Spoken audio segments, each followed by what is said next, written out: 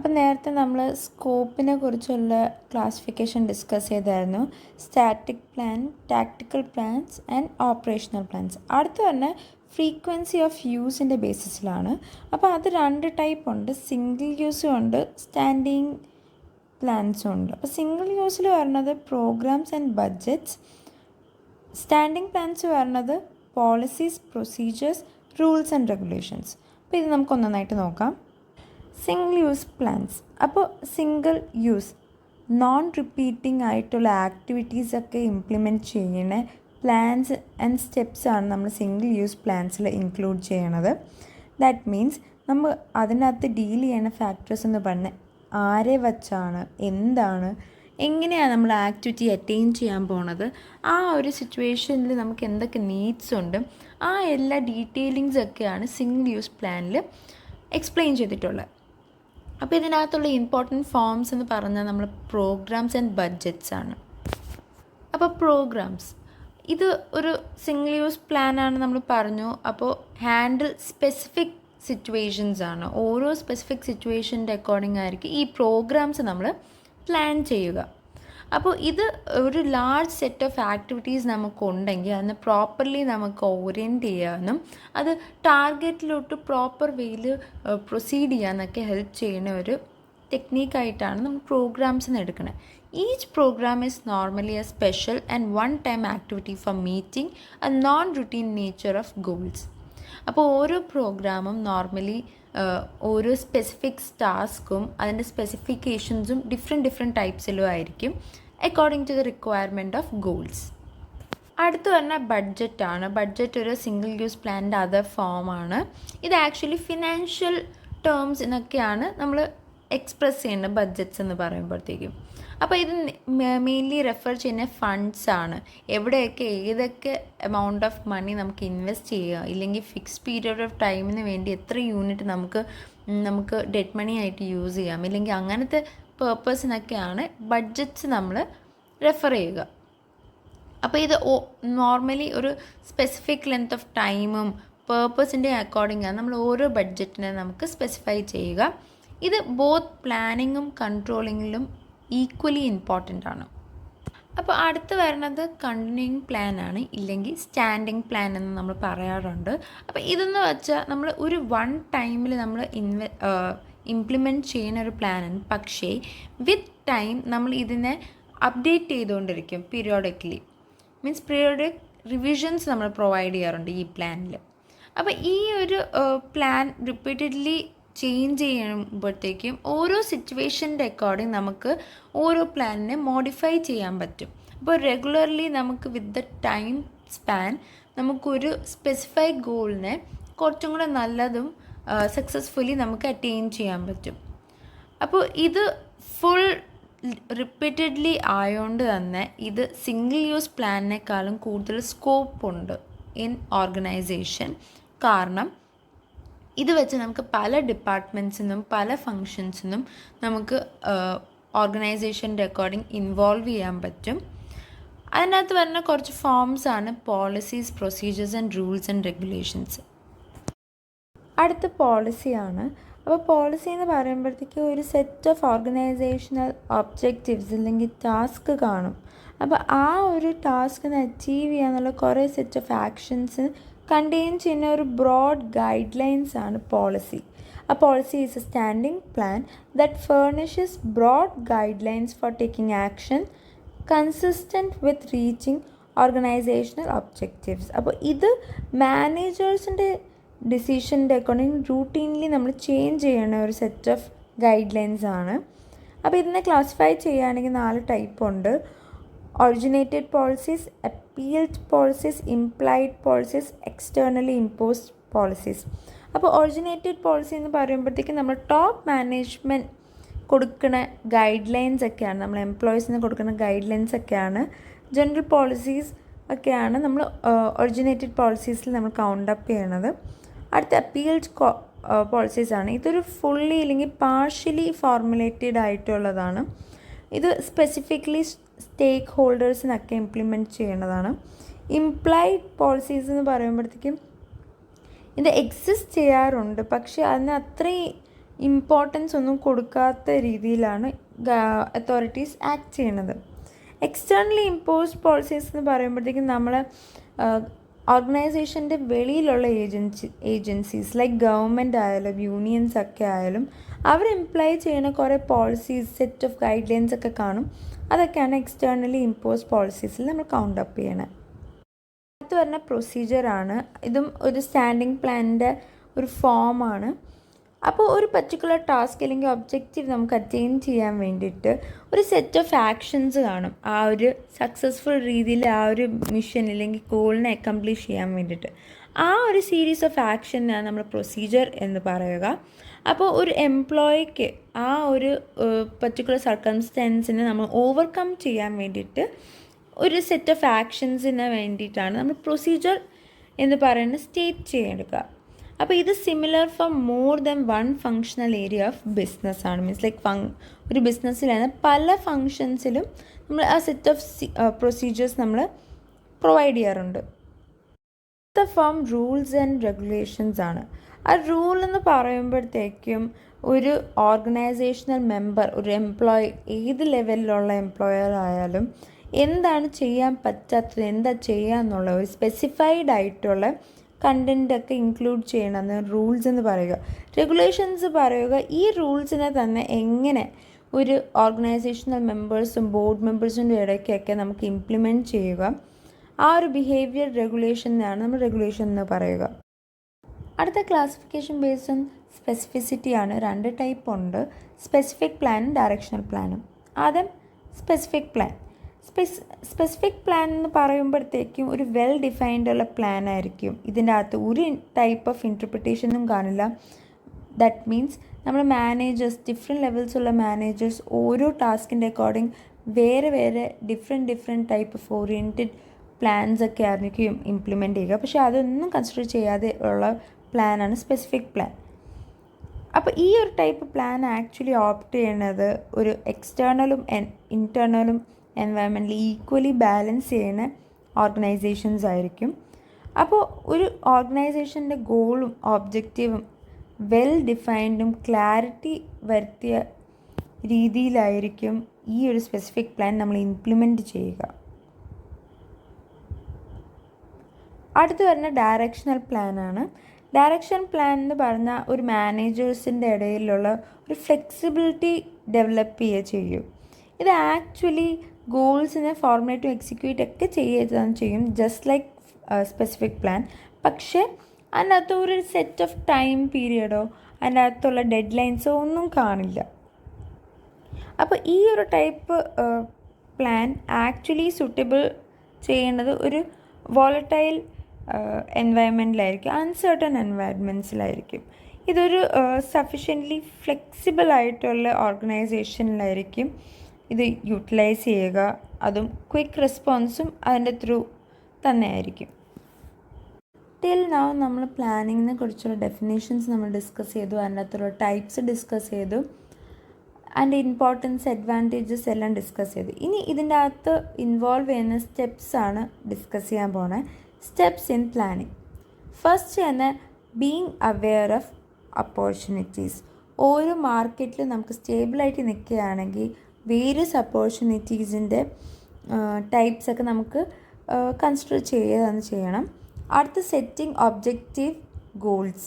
നമ്മൾ ഓർഗനൈസേഷൻ എന്തുകൊണ്ടാണ് ഈ സെറ്റ് ഓഫ് പ്ലാൻസ് നമ്മൾ സെറ്റപ്പ് ചെയ്യണത്, എന്ത് നേടാൻ വേണ്ടിയിട്ട്, അതൊക്കെ നമുക്ക് ക്ലാരിറ്റി വൈസ് നമുക്ക് അറ്റൈൻ ചെയ്യണം. അടുത്ത് കൺസിഡറിങ് പ്ലാനിങ് പ്രിമിസസ്. അടുത്ത് ഐഡൻറ്റിഫൈങ് ആൾട്ടർനേറ്റീവ്.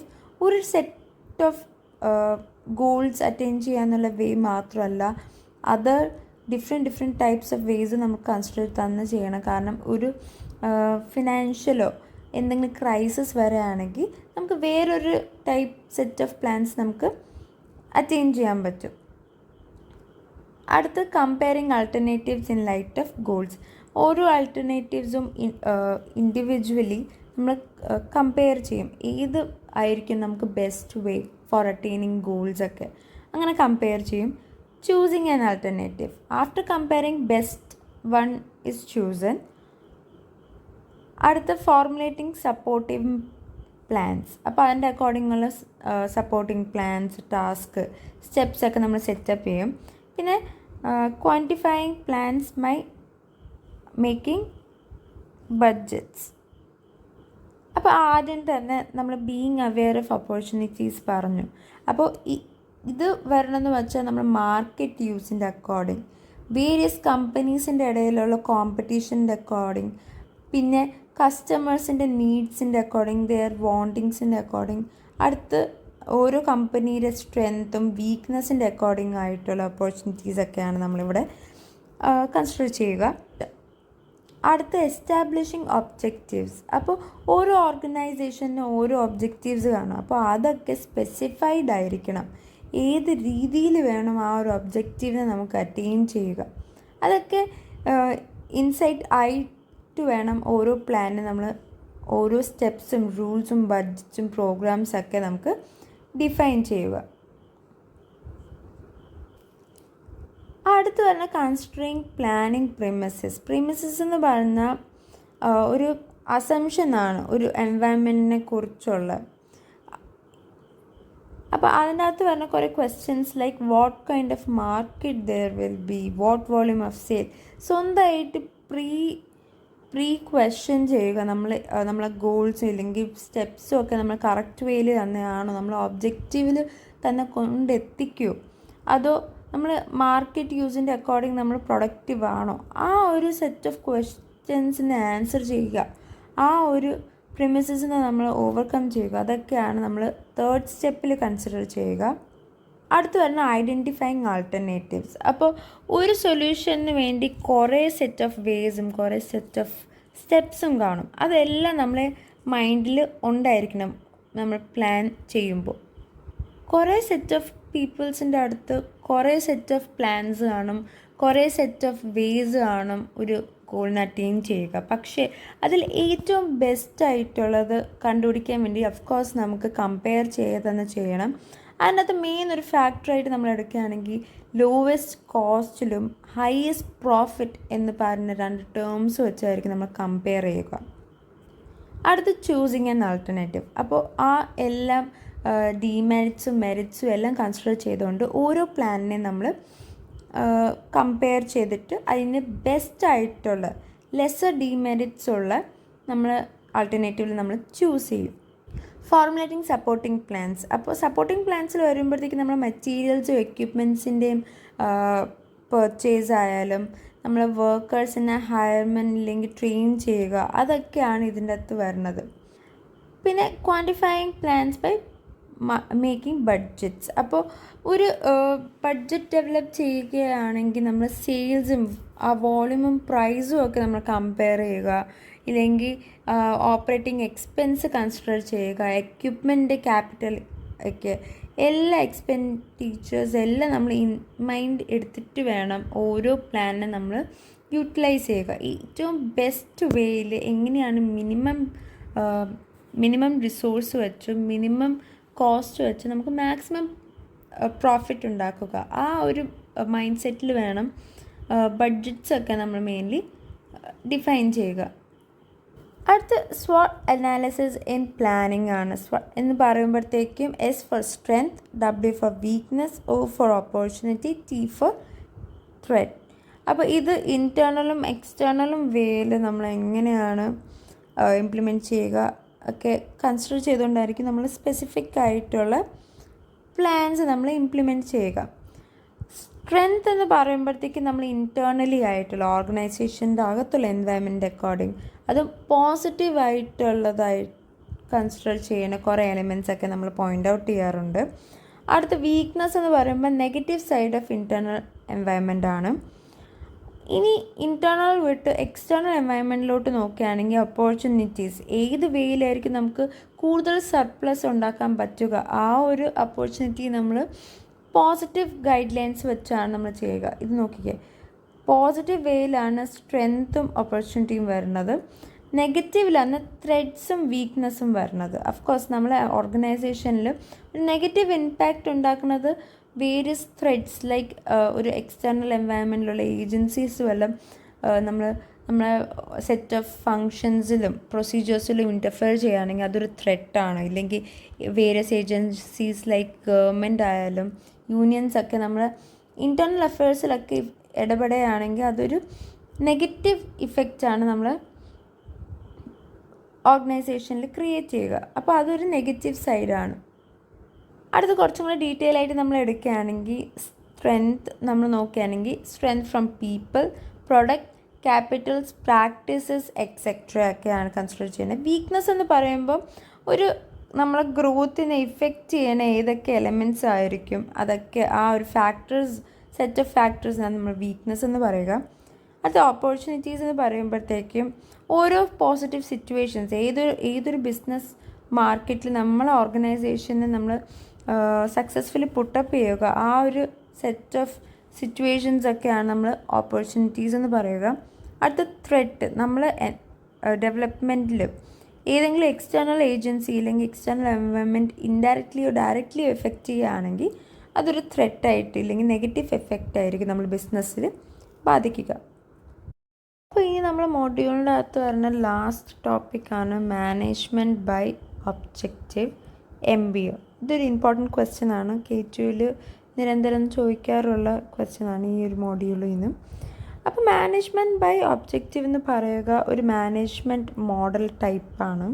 ലൈക്ക് നമ്മൾ ഓർഗനൈസേഷൻ്റെ അകത്തുള്ള ടാസ്കൊക്കെ ബെറ്റർ വേയിലും ഒരു ഇംപ്രൂവ്ഡ് പെർഫോമൻസിലും കൊണ്ടുവരിക, ആ ഒരു ടൈപ്പിന് വേണ്ടിയാണ് നമ്മൾ MBO ഇംപ്ലിമെൻറ്റ് ചെയ്യുക.